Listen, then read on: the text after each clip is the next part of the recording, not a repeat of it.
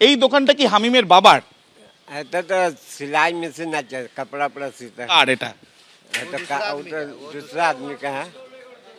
হামিমকে আপনারা কোনোদিনও সন্দেহ করেছেন যে ও কি করছে বা কাদের সাথে মিশছে, এরকম কোনোদিনও সন্দেহ করে? अरे जो कारखाना है हम लोग जानते हैं कि इसके अंदर रहता है। अभी नहीं, हम एक दो दिन से नहीं देख रहा है, बस यही बात है। और इससे ज़्यादा हम लोग बेउटे बनता है, लैस उस टाइप का काम होता है। अब क्या अंदर में होता है थोड़ी हम लोग जाते हैं। কোনোদিনও আপনারা সন্দেহ করেছেন কিছু যে অন্য কিছু করছে, देश বিরোধী কিছু কাজ हम लोग করছে? से बातचीत नहीं है, वो उतना बातचीत किसी से करता नहीं है। बाप बेटा दोनों आता था, अपना अंदर में काम होता था, हम लोग अपना अपना काम करते थे, बस यही सब। বাবা কোথায় থাকেন ওনার? पता ना बाबा कहाँ, बाड़ी कहाँ, हमको था से हमको मालूम नहीं। ইতিমধ্যে আমরা দেখতে পাচ্ছি যে এলাকার বাসিন্দারা তারা বলছেন যে কারোর সাথে সেরকম মেলামেশাই ছিল না, তারা কেউ কিছু জানেনও না।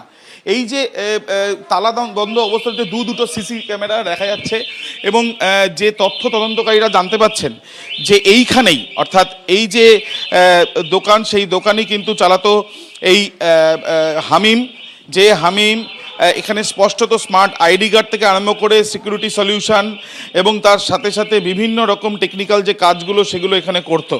এবং তার সাথে সাথে যেটা জানা যাচ্ছে যে সিম্পলি বারকোড নামে এই যে সংস্থা, সেটা আলাদা করে কোনো বোর্ড নেই।